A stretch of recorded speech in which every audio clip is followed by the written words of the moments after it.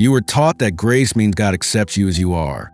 Bonhoeffer would call it the most dangerous lie in Christianity. I know that sounds harsh, maybe even offensive. You've heard countless sermons about God's unconditional love, about coming just as you are, about grace that requires nothing. And all of that contains truth, partial truth. But Bonhoeffer saw what happens when we stop there. He watched an entire church accept that partial truth and use it to baptize evil. He saw Christians sing hymns on Sunday and salute Hitler on Monday, convinced that grace covered the contradiction. Here's what most people don't know.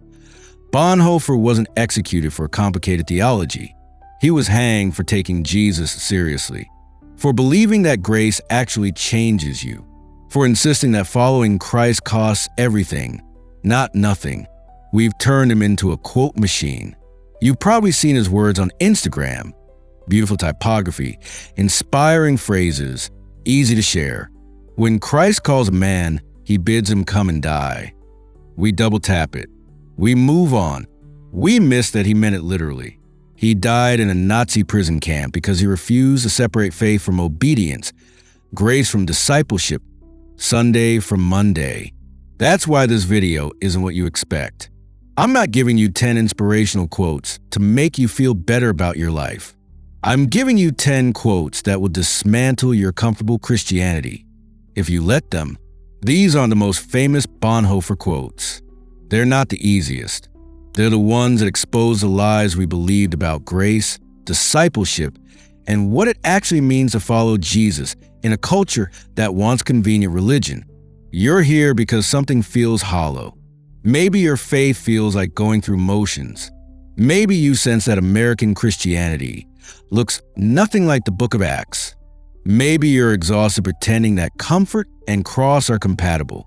Bonhoeffer diagnosed a hollowness in 1937. His prescription hasn't changed. The problem is cheap grace and the cure is costly. So let me be clear about what's coming. These quotes won't fit on a coffee mug. They'll make you uncomfortable. They should.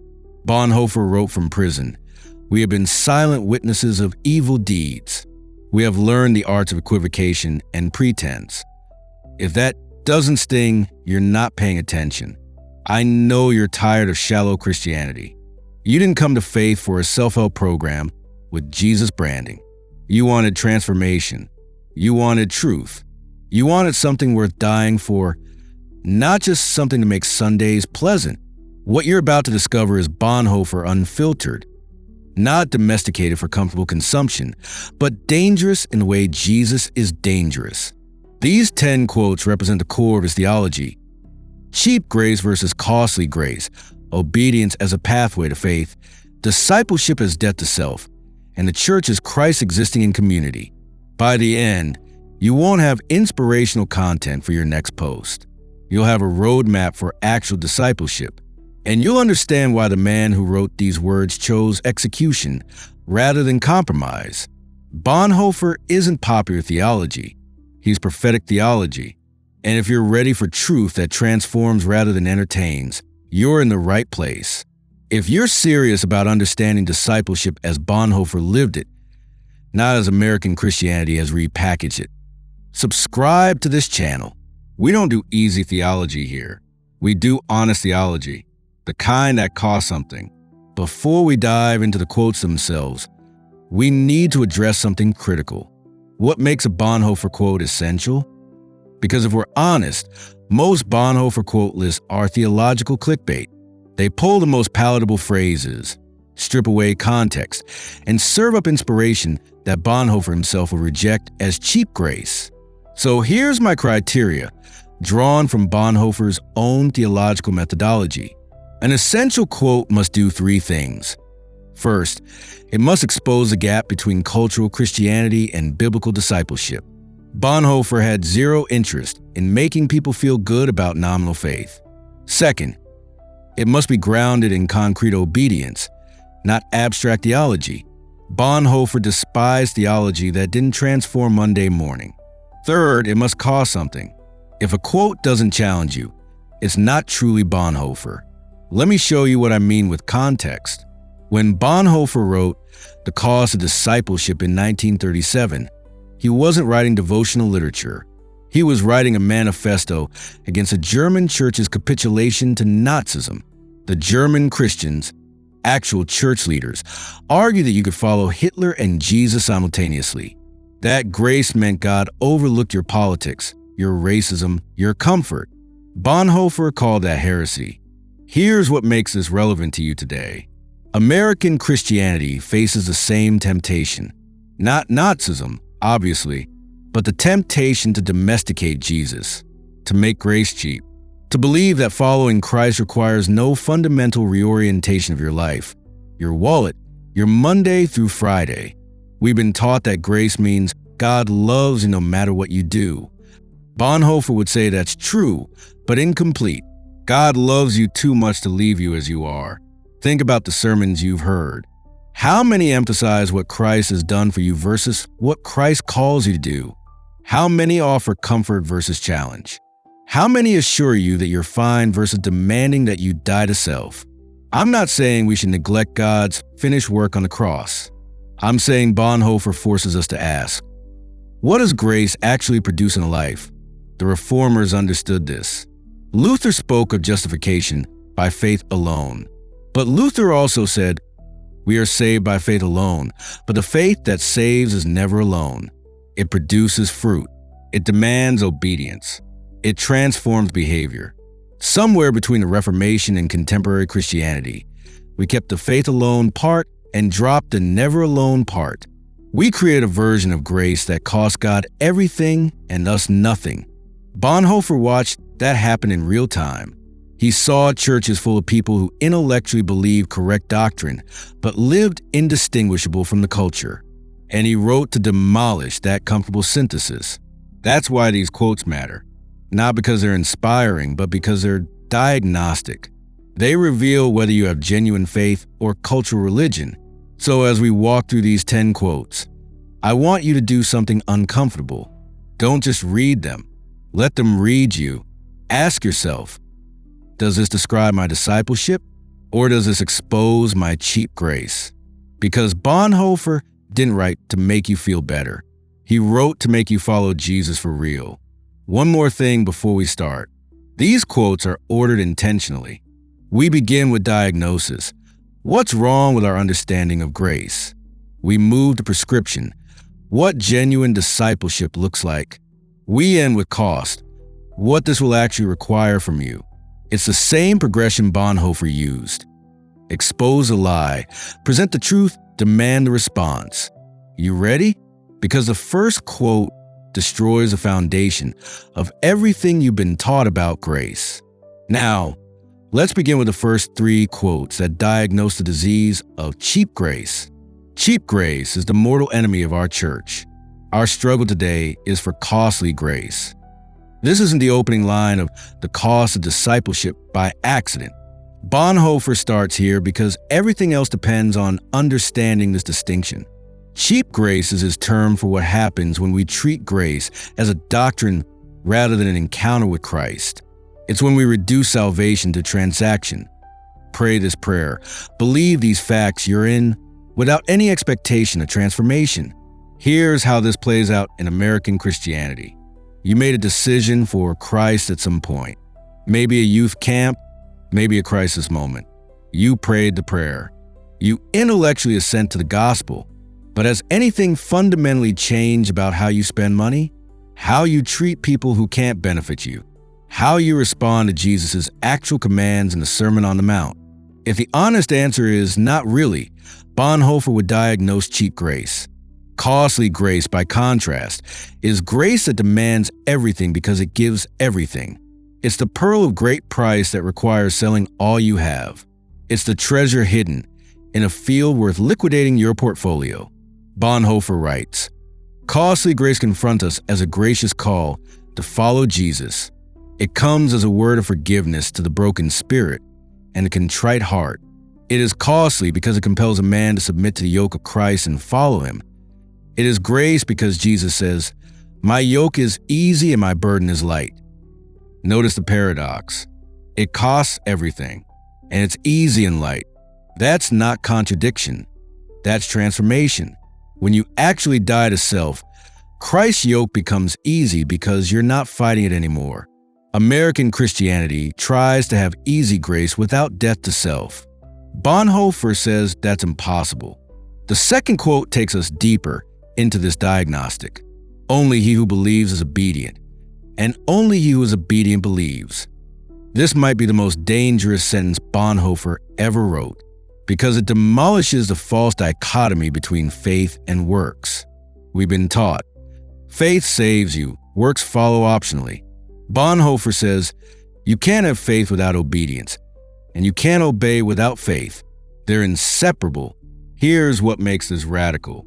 You're struggling with some sin pattern. Maybe lust, maybe greed, maybe gossip. You've been taught to believe harder. More prayer, more Bible study. More try and feel convicted. Bonhoeffer says, stop believing and start obeying. Take the concrete action Jesus commands. Obey your way into deeper faith. This inverts everything. We think, first believe correctly, then behavior follows. Bonhoeffer says, first obey, then belief deepens. You can't think your way into genuine faith. You have to obey your way in. When Jesus called the disciples, he didn't give them a systematic theology course. He said, follow me. They obeyed. Faith grew through obedience. I know what you're thinking, but that's works righteousness. No, works righteousness says you earn salvation through obedience. Bonhoeffer says you demonstrate salvation through obedience. Massive difference. You don't obey to get saved. You obey because you're being saved, and obedience is how salvation works itself out. And this brings us to the third quote that makes the cost unmistakably clear. When Christ calls a man, he bids him come and die. You've probably seen this on a graphic somewhere, abstracted into inspiration. Bonhoeffer meant it forensically. Following Jesus means death to your agenda, your comfort, your reputation, your self-protection, not metaphorical death. Actual reorientation, so complete that your old self no longer runs your life. The historical context makes this unbearable. Bonhoeffer wrote this in 1937. By 1945, he was literally dead, executed for opposing Hitler. He didn't theorize about death to self. He lived it to actual death. When he writes, come and die, he means following Jesus might cost you your career, your relationships, your safety, your life. And it's worth it. If this is starting to sound less like inspiration and more like confrontation, good. That means you're actually hearing Bonhoeffer. Hit the like button if you want more theology that challenges rather than comforts, and comment costly grace if you're wrestling with what this means for your actual life. Think about what you're not willing to risk for Jesus. That's where cheap grace lives. Now that we've diagnosed the disease of cheap grace, let's look at what true discipleship actually looks like in practice. The next three quotes define what genuine following of Christ means. Christianity without discipleship is always Christianity without Christ. This is Bonhoeffer's nuclear option against cultural religion. You can have a church. You can have programs, worship bands, small groups, even correct theology. But if you don't have people actually following Jesus in concrete obedience, you don't have Christianity. You have a Jesus-themed social club. Let me make this uncomfortably specific. How many decisions in your life this week were consciously submitted to what would obedience to Christ look like here? Not what's convenient, not what benefits me, but actual discipleship. If you're honest, most of us make most decisions based on comfort, efficiency, self-interest, and then pray a blessing over them. Bonhoeffer says that's Christianity without Christ. It's using Jesus as a religious mascot while living a fundamentally secular life. True discipleship means every decision. What job you take, how you spend money, who you befriend, what entertainment you consume, how you vote, filters through, am I following Jesus or my preferences? Here's where this gets specific to American culture. We've created a Christianity that fits seamlessly into middle-class comfort. Church on Sunday doesn't disrupt your week. It enhances your network, provides childcare, offers inspiration, but it doesn't demand anything that would genuinely cost you. Bonhoeffer looked at German churches serving nationalism and said, "This isn't Christianity." We need to look at American churches serving consumerism and ask the same question. The fifth quote takes us into the heart of Christian community. We must learn to regard people less in the light of what they do or omit to do, and more in the light of what they suffer. This quote comes from Bonhoeffer's prison letters, written while awaiting execution. It represents a profound shift in how he understood Christian community. Early Bonhoeffer emphasized obedience and discipline. Prison Bonhoeffer emphasized suffering and solidarity. But notice, this doesn't negate discipleship. It deepens it. The point isn't to excuse sin or lower standards. The point is that genuine Christian community sees people through the lens of their suffering, not their performance. This is radical because American Christianity is achievement-oriented. We celebrate the successful, the healed, the victorious. We're uncomfortable with suffering. Bonhoeffer says true discipleship means entering into people's actual pain, not trying to fix them, not offering platitudes, but suffering with them. The German word is Mitleiden, suffering alongside. This is what Christ did.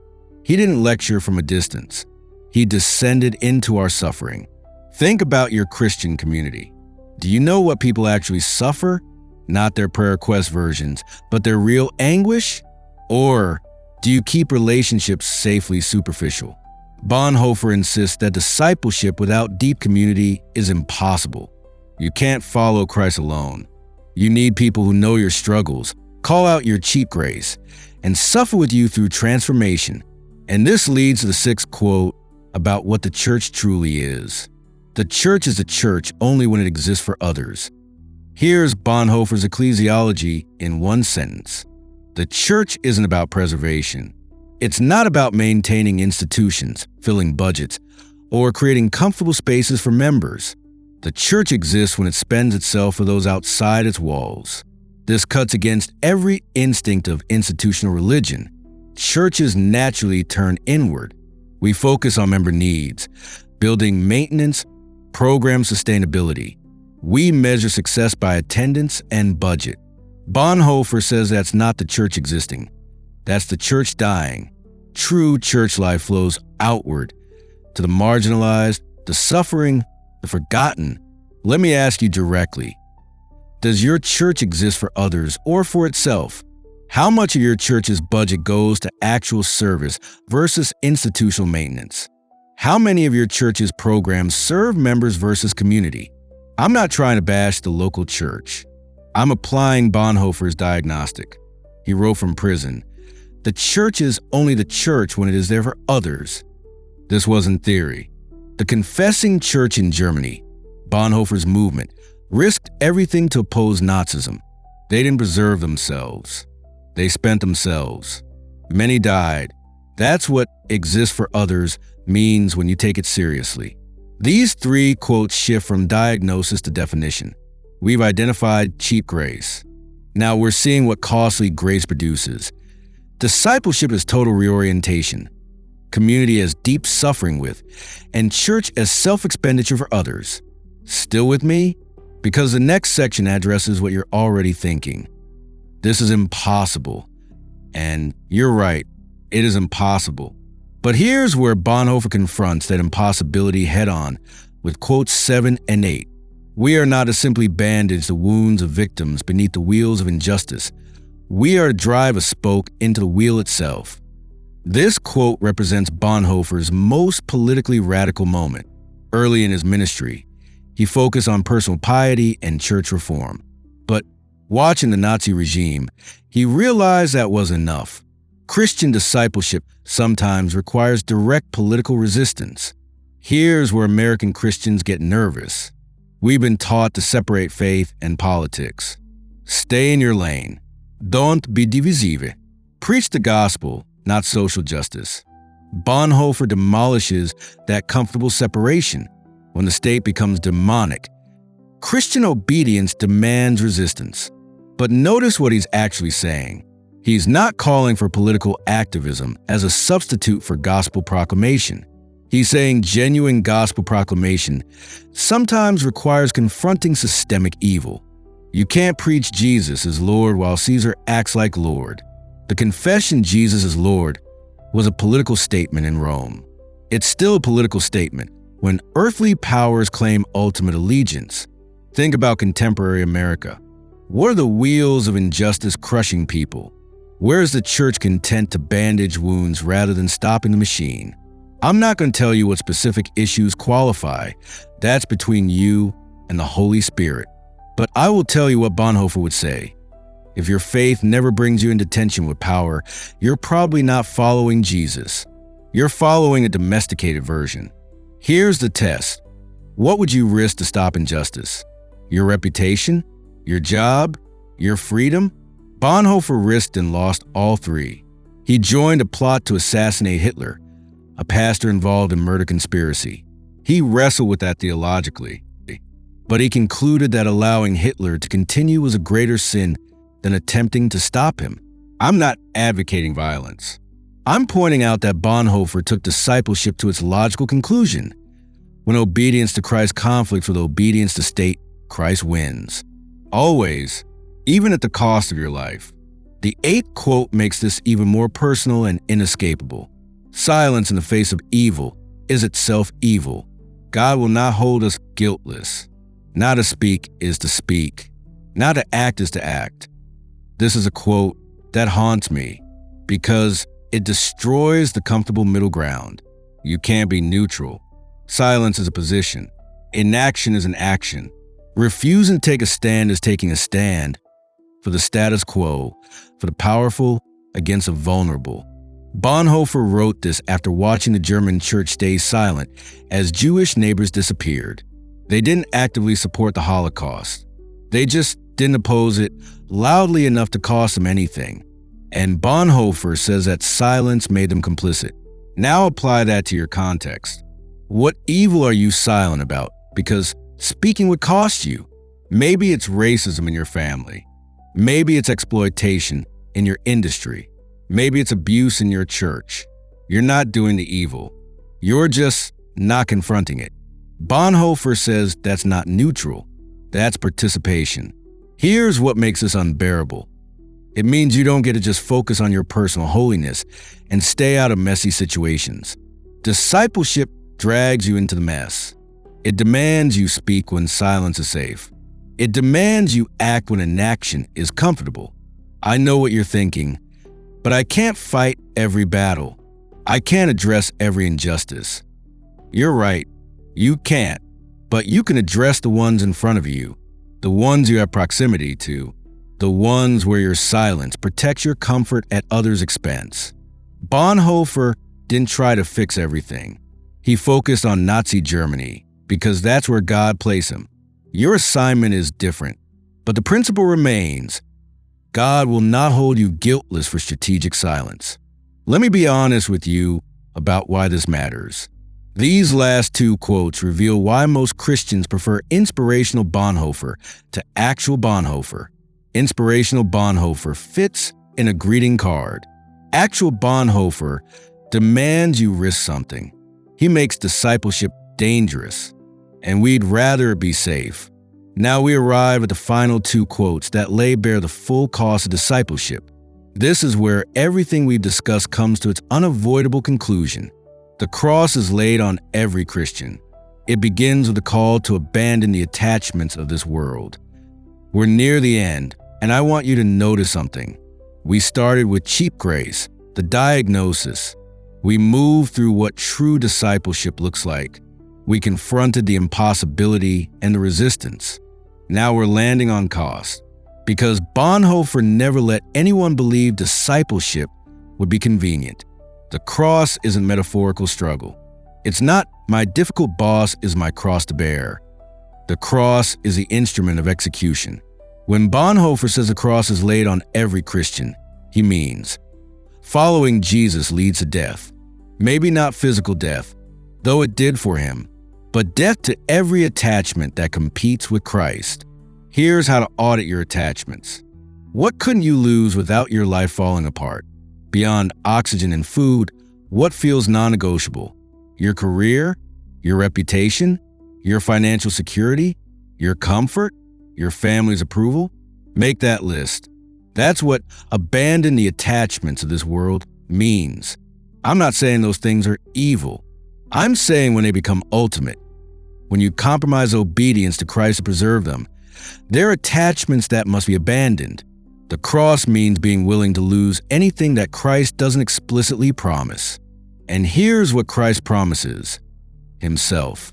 Not success, not comfort, not safety. Himself.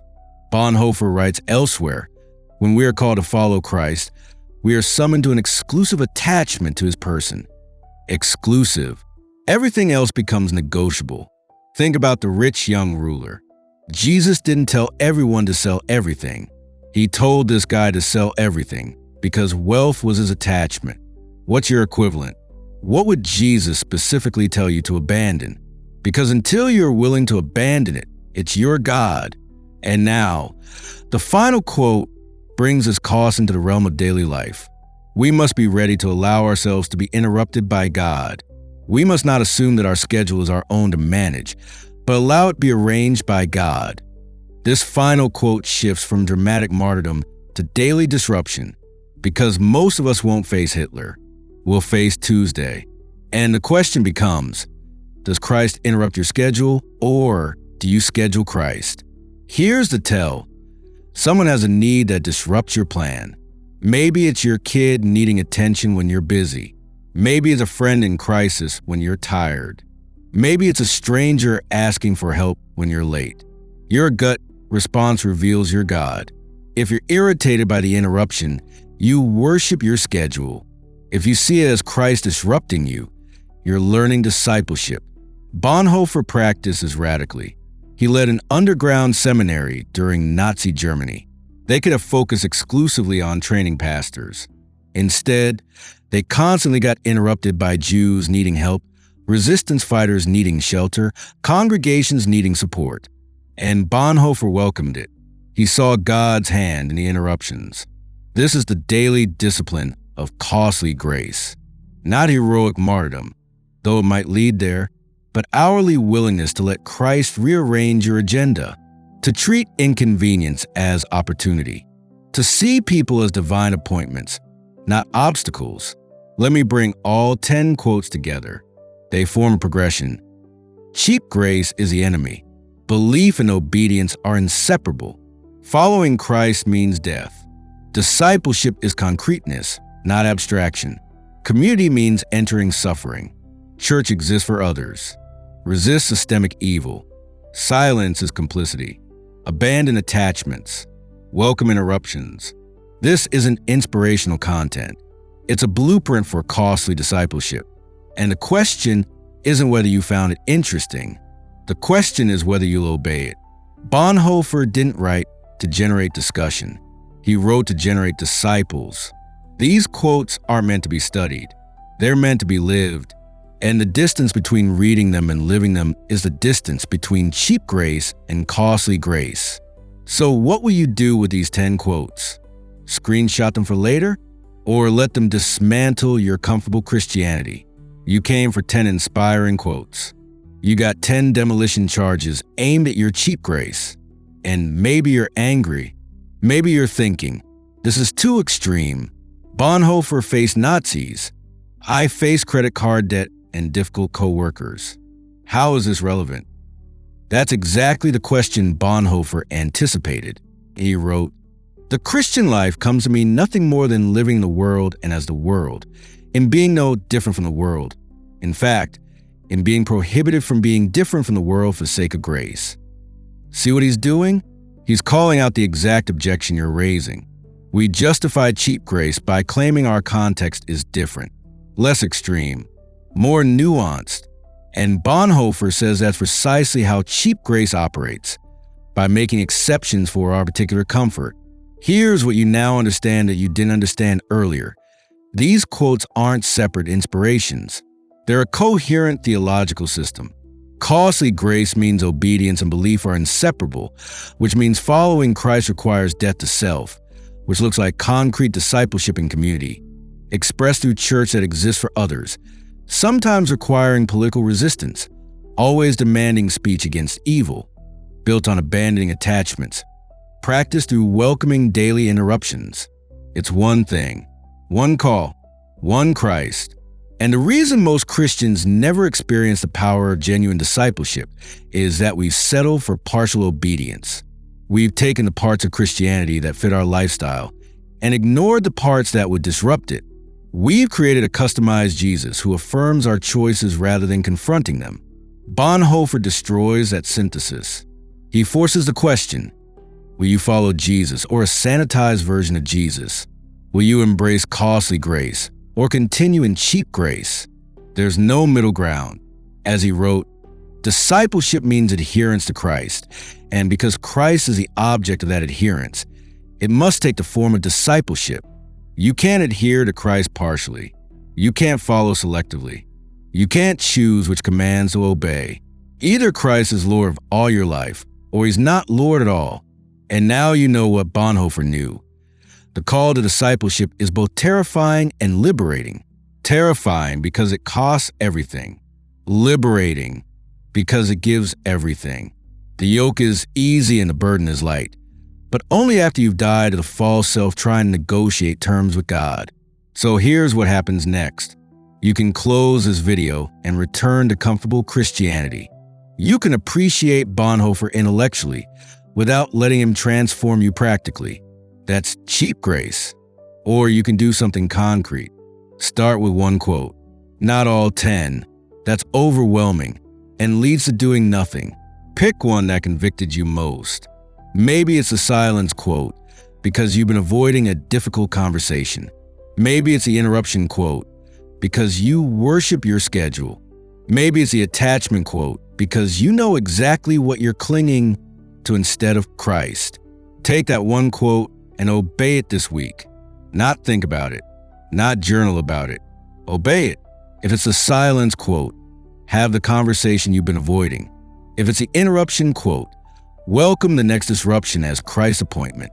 If it's the attachment quote, take one concrete step toward releasing your grip. Maybe it's a financial decision, maybe it's a relationship boundary, maybe it's a career risk. Here's what Bonhoeffer promises. You won't understand costly grace by reading about it. You'll understand it by obeying. Only he who believes is obedient, and only he who is obedient believes. You can't think your way into this. You have to obey your way in. And when you do, when you actually risk something for Christ, when you let him interrupt your plan, when you speak instead of staying silent, you'll discover what Bonhoeffer discovered. The call to discipleship is simultaneously impossible and irresistible. You can't do it in your strength. You can only do it in Christ's. And that's when grace stops being cheap doctrine and becomes costly reality. The question isn't whether you're capable of this level of discipleship. You're not. The question is whether Christ is capable of transforming you into someone who is. And the answer to that is yes, if you'll obey. Bonhoeffer wrote these words from Tegel prison, knowing he would likely die. I have come to the conclusion that I have made a mistake in my life in not having learned to play a musical instrument. I have started to learn the piano, but that is too much for me. I am glad now that I have worked hard in my life. It has given me the strength to endure the bad times. And I am glad too that I have put my faith in Christ. That has freed me from regret and worry. Read that again. The man is in prison, awaiting execution, and he's glad. Not optimistic, not hopeful about acquittal, glad. Why?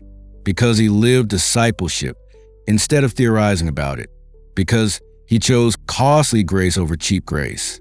Because when they came for him, he had nothing to regret. He'd already given everything to Christ. Imagine your life 6 months from now after embracing costly discipleship. You won't be perfect.